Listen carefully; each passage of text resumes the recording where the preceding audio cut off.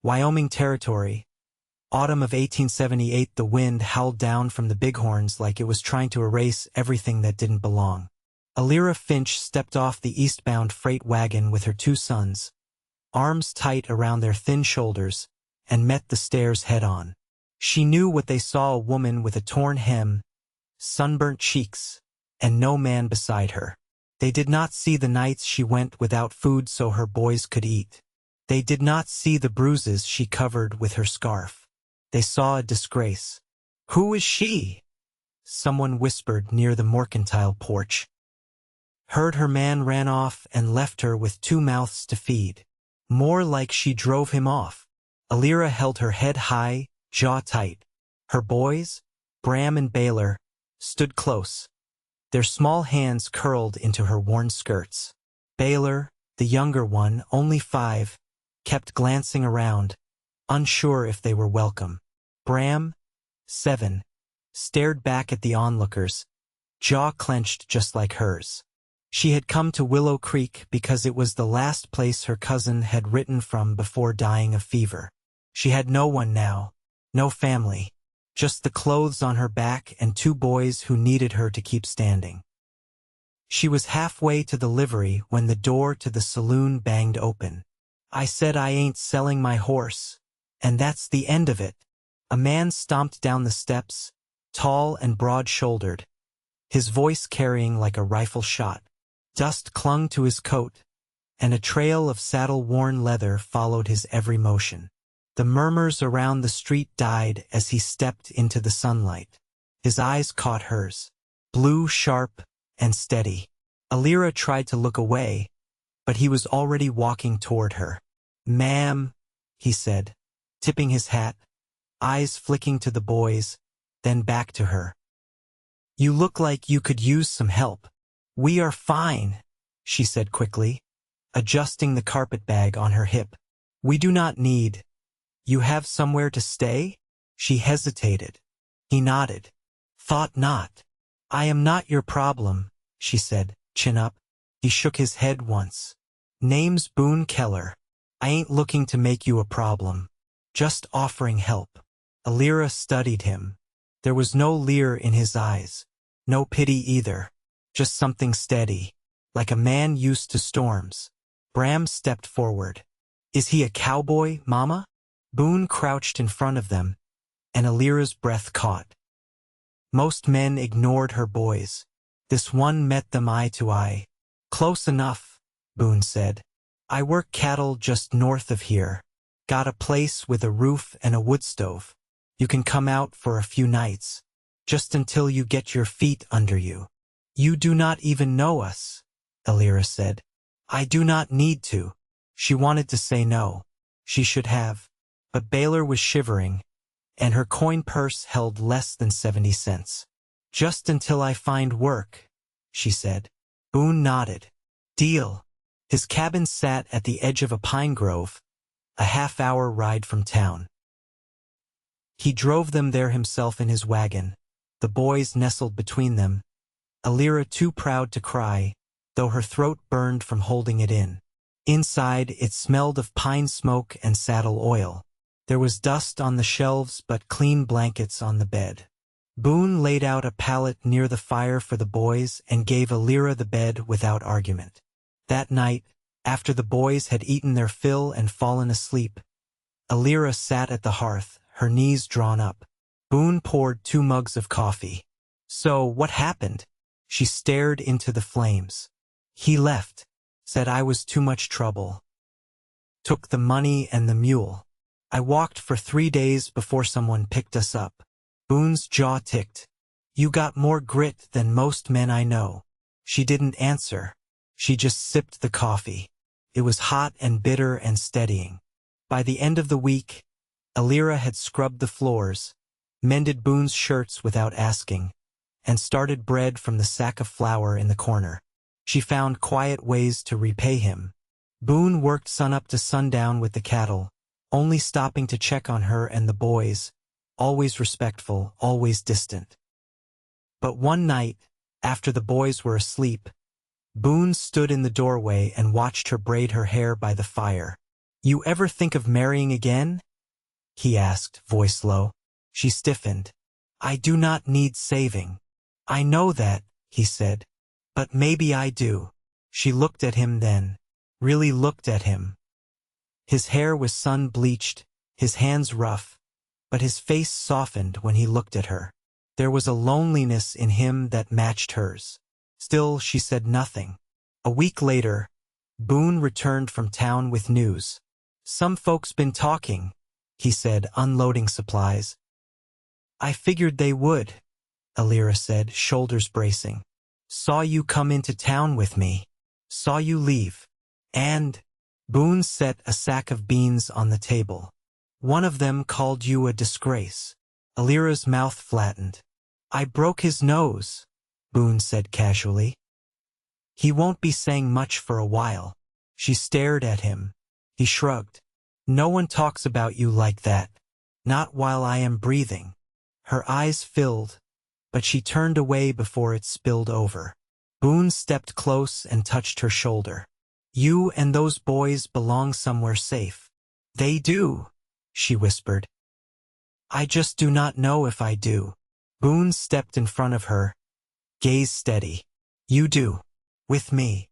2 days later, Boone rode into town with Elira and the boys beside him. They needed supplies, and Elira was tired of hiding. But the moment they stepped off the wagon, the whispers started again. She kept her head high, but her hands trembled. Boone saw it. He stepped up onto the mercantile porch, long shadow cutting across the dusty street. She is not a disgrace, he said, voice loud enough to stop every breath in town. She is my wife.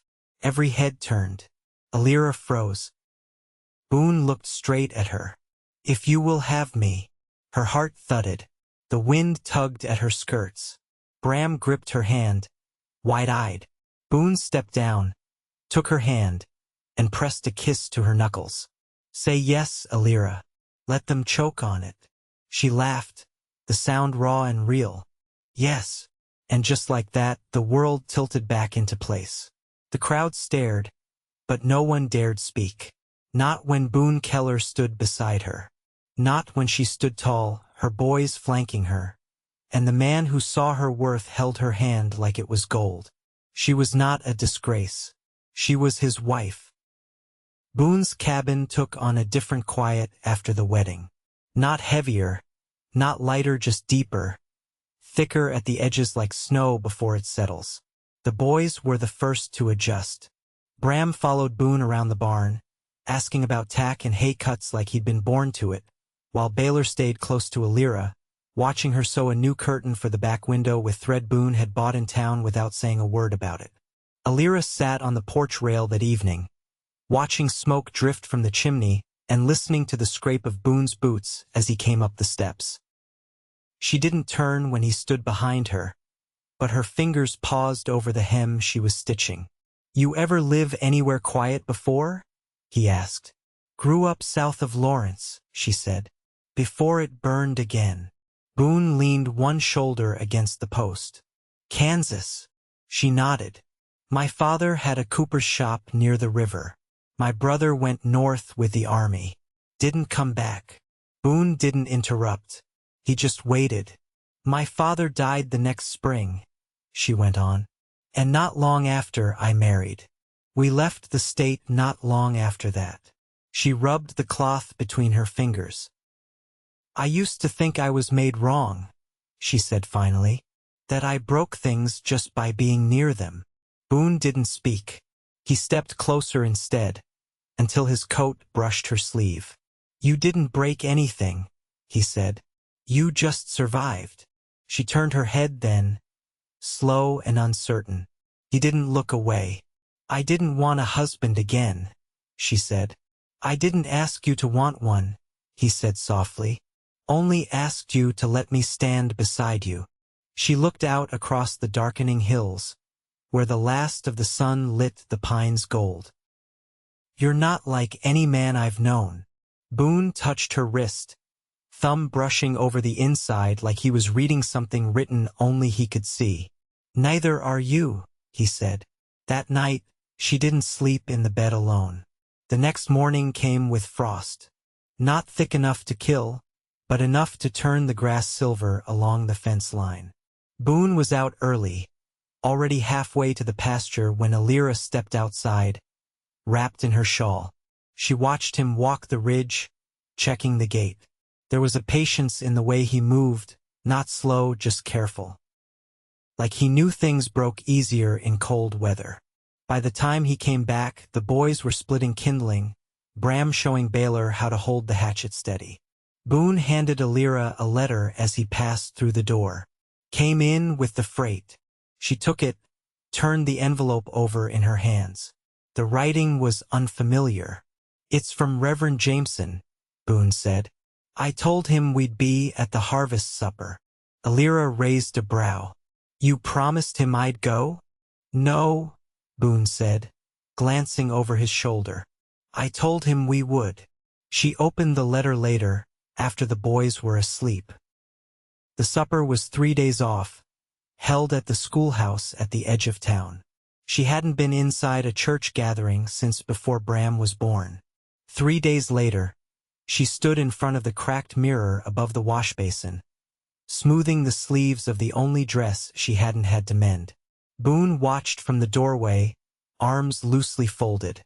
"You look like the kind of woman people write songs about," he said.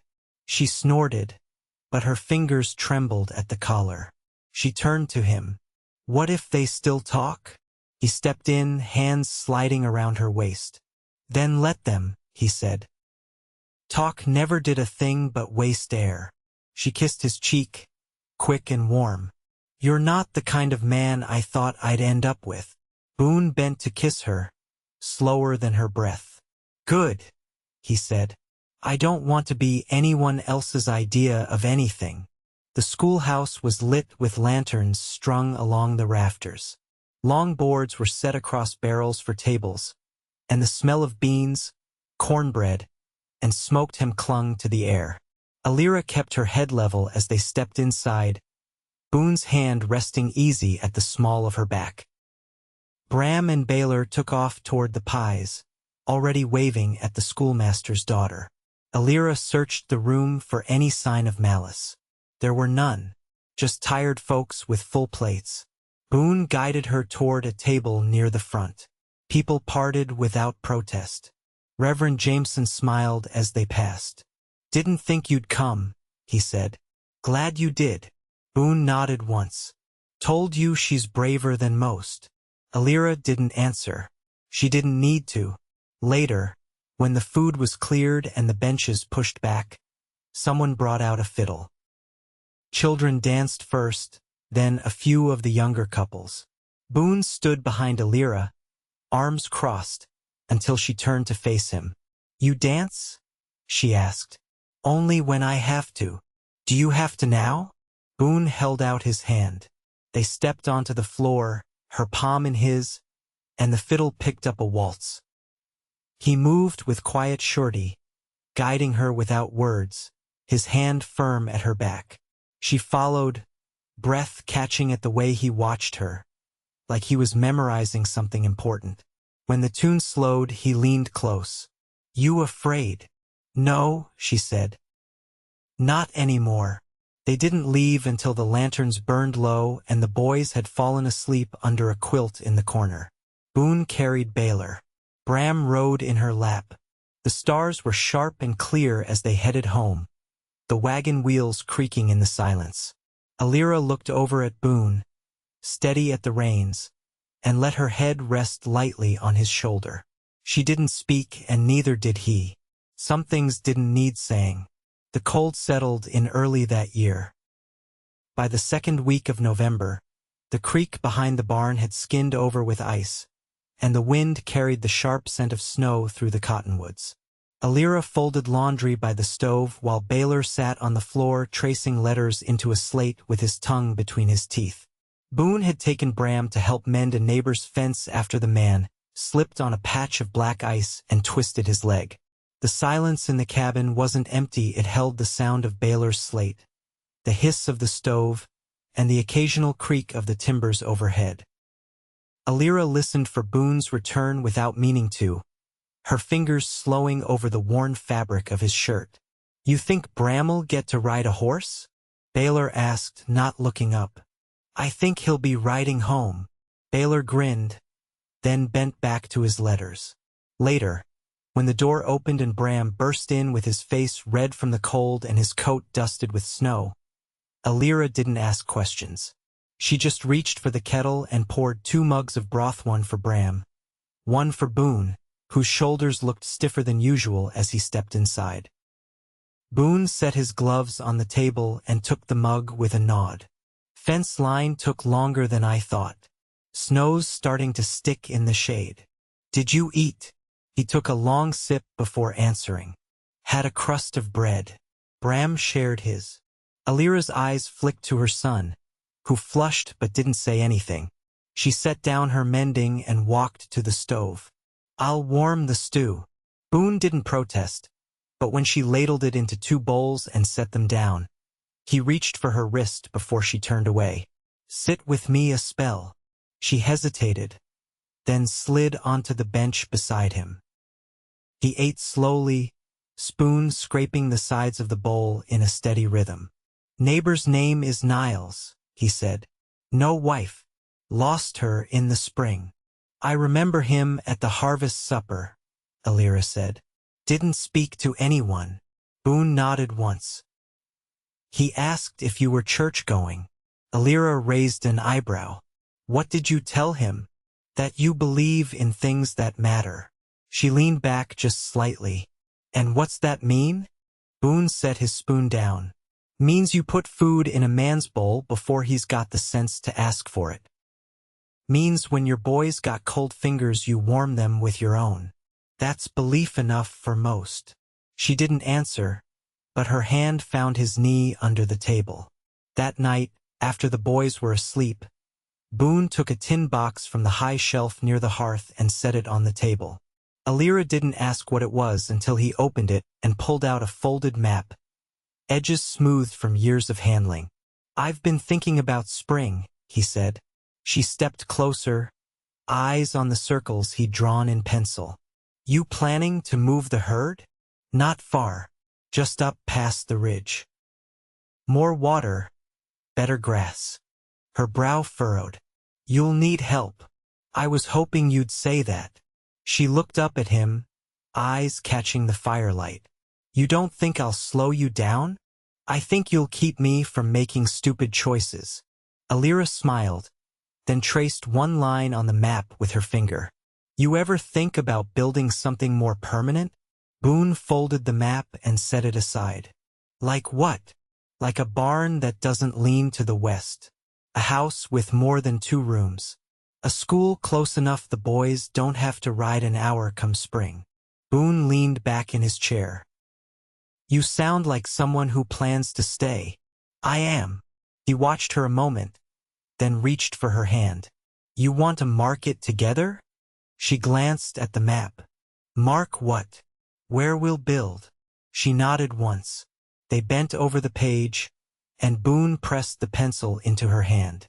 She drew a small square near the waterline the way her father once taught her, firm, careful lines, nothing wasted. Boone placed his hand over hers when she finished. "That's our place now." Elira looked at the mark, then at him. "We'll need stone. And nails." "I'll get them." "You'll need help." "I've got you." The next morning, Boone left early to check on the cattle. Elira packed a small parcel jerky, bread, dried apples, and walked the trail behind the cabin with Baylor beside her and Bram just ahead. The ground crunched beneath their boots, and the sun was thin through the pines. They climbed the ridge slowly. When they reached the top, Elira stood still and looked out over the stretch of land Boone had circled on the map. The creek bent low through a stand of cottonwoods, and the grass beyond still held some green. Bram pointed. "Is that where the barn's gonna go?" Elira shaded her eyes. "That's the spot." Baylor tugged her hand. "Can we plant a tree?" Her mouth curved. "Yes, maybe 2. As they stood there, the wind picked up cold, but not bitter.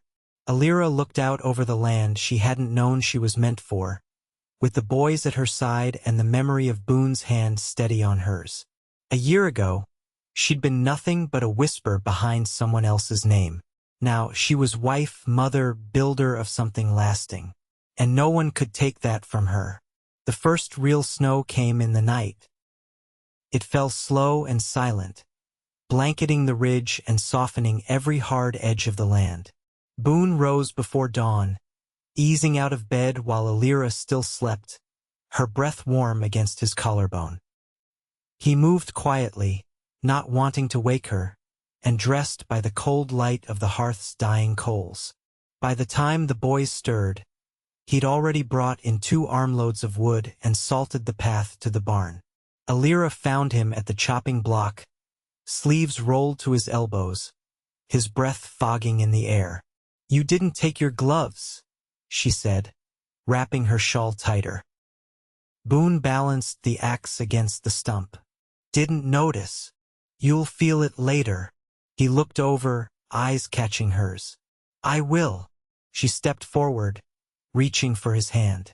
The knuckles were red and raw, but he didn't pull away. "Go inside," she said. "I'll finish. I'm not about to let my wife swing an axe before breakfast." Her thumb brushed over his palm. "You'll let me if I want to." Boone studied her for a moment, then stepped aside. That morning, they ate together with the boys at the table, steam rising from the bowls of oats. Bram asked if the snow meant they'd miss lessons, and Elira told him not unless the roof collapsed. Baylor asked if animals got cold too, and Boone said they did, but not in the same way people did. After breakfast, Elira bundled the boys in their coats and set them to clearing the front step with brooms. She stood at the window, watching their small figures move through the pale light, then turned as Boone came in from the barn, snow melting on his shoulders. "Niles sent a rider," he said, wiping his boots. "Says there's a widow down near Powder River took sick. He's asking for help." Elira leaned against the table. "What kind?" "Firewood, mostly. Food. Her nearest kin's in Cheyenne. She won't last the week alone." "Take what we can spare," she said.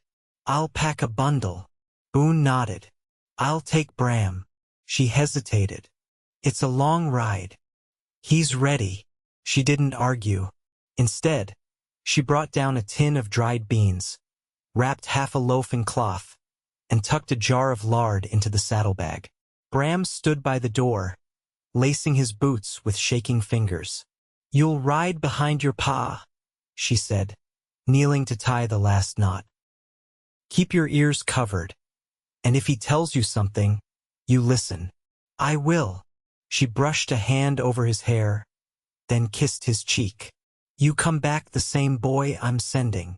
Bram's eyes flicked to Boone, then back to her. "I will." They rode out mid-morning, Boone leading the gelding through drifts already knee-deep in places. Elira stood at the door with Baylor, watching until they disappeared into the trees.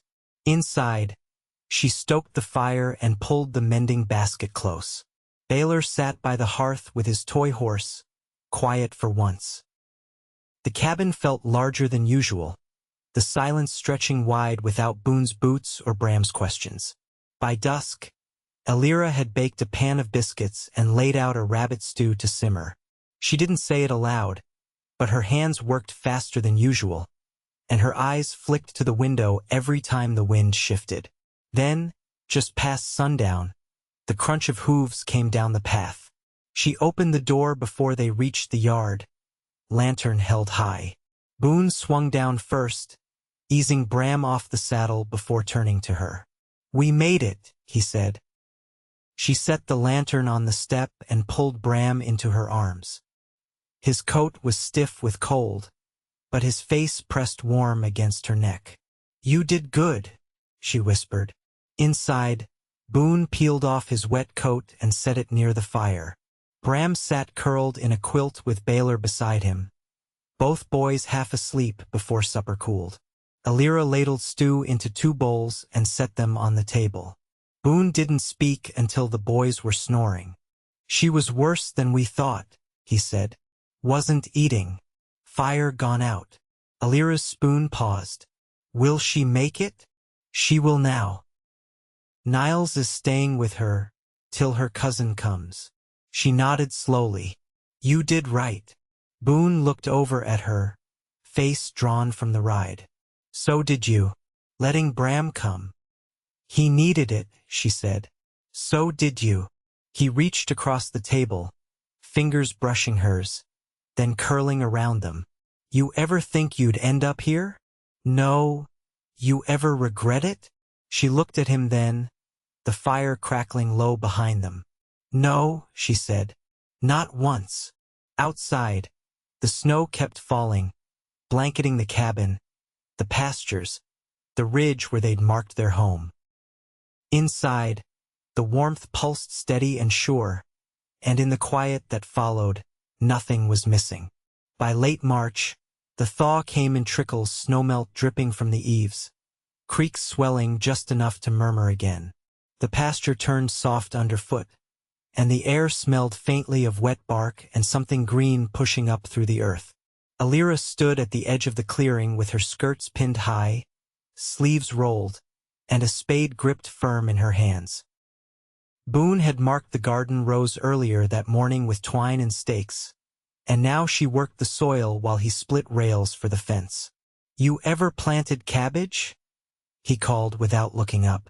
Not in Wyoming, she replied, wiping her brow with the back of her wrist. But it grows wherever it's not told otherwise. Boone set the hatchet down and leaned against the post he'd just sunk. That sounds like someone I know. She glanced over her shoulder. You're behind if you're already stopping to flatter me. I'm not the one trying to put a root cellar in soil that's half rock. She smiled but didn't answer. Her hands moved with practiced rhythm, pressing seed into furrows and smoothing the dirt with her fingers. Her back ached by midday, but when Boone called her in, she didn't stop until the last row was done. Inside, the cabin smelled of boiled coffee and the last of the smoked pork. Baylor sat at the table drawing something complicated with charcoal on a scrap of flour sack. Bram was outside still, watching the heifers calve from a respectful distance, just as Boone had taught him. When Elira finally sat, Boone poured her a cup and set down a plate of cornmeal biscuits with honey pooled in the center. I didn't know you had honey, she said. I didn't. Niles brought it this morning. Said it was payment for the help this winter. She tore off a piece, then set it down. He say anything else? Boone nodded. Reverend Jameson's heading back east, taking a rail job in Ohio. Said the schoolhouse'll need someone come fall. Elira watched Baylor's hand move across the cloth, tongue poking from the corner of his mouth. I could do it. I figured you might say that. She turned to him. You think I shouldn't? I think they'd be fools to say no. When Bram came in just before dusk, he took off his boots without being told and washed up at the basin. His cheeks were windburned, but his eyes were bright. Calves standing already, he said. Boone let me name her. What did you choose? Elira asked. Hazel, he said. Like Mama's eyes. She looked down quickly, pretending to wipe her hands on her apron. Boone didn't speak. Later that night, after the boys had gone quiet in the loft, Boone sat on the floor near the fire, sharpening his drawknife with slow, careful strokes. Elira sat beside him, her knees pulled up, a blanket wrapped around her shoulders. I used to think the best I could do was survive, she said after a long while. Boone didn't stop working the blade, but he listened. Every day was about making it through. I never thought past sundown. You think past it now? She nodded. I think about next year's calves, about the rows I want to add to the garden. I think about Baylor learning his numbers and Bram growing tall enough to outpace you. Boone paused, then set the blade down. You think about us? Her hand moved to his, slow and certain. Every morning and every night. He leaned in, pressing his lips to her temple. I built this place for one man and a string of cattle. I didn't know I'd need to make room for more. You didn't need to, she said. We fit just fine. The next weeks were full of thaw. The boys helped fix the chicken coop, and Boone and Elira laid out the foundation for the new barn wall by wall, stone by stone. On the first full warm day, they hauled a young sapling from the edge of the creek and planted it near the garden. Baylor picked the spot, Bram dug the hole, and Elira packed the soil in with her bare hands. What kind of tree is it? Baylor asked. Boone scratched his chin. Not sure. Could be cottonwood. Might be ash. Elira stood, brushing off her palms. Either way, it'll give shade. They watched the branches sway in the breeze, thin and trembling, but holding fast. In late May, Boone rode into town and returned with a leather-bound journal and a set of writing slates. He set them on the table without comment, but Elira ran her fingers over the cover. New schoolteacher's supplies? He asked. She looked up at him. New lives.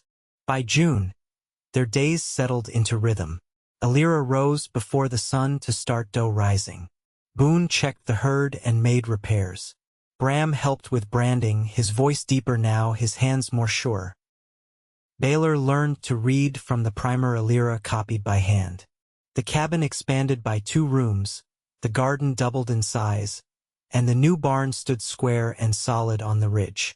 One night, Boone stepped in from evening chores, brushing dirt from his sleeves, and found Elira at the hearth. Hair loose down her back, eyes soft despite the day's work. He walked to her and took her hands, calloused fingers fitting into hers with the ease of long practice. You reckon we built something that lasts? He asked. She looked around the room at the boy's boots near the door, the fresh-cut flowers in the jar, the steady flame in the lamp. I don't reckon, she said. I know. He pulled her close, and she leaned into him, her cheek to his chest. They stood like that, quiet and still, while the wind moved soft through the grass outside and the stars blinked down like they'd always been watching.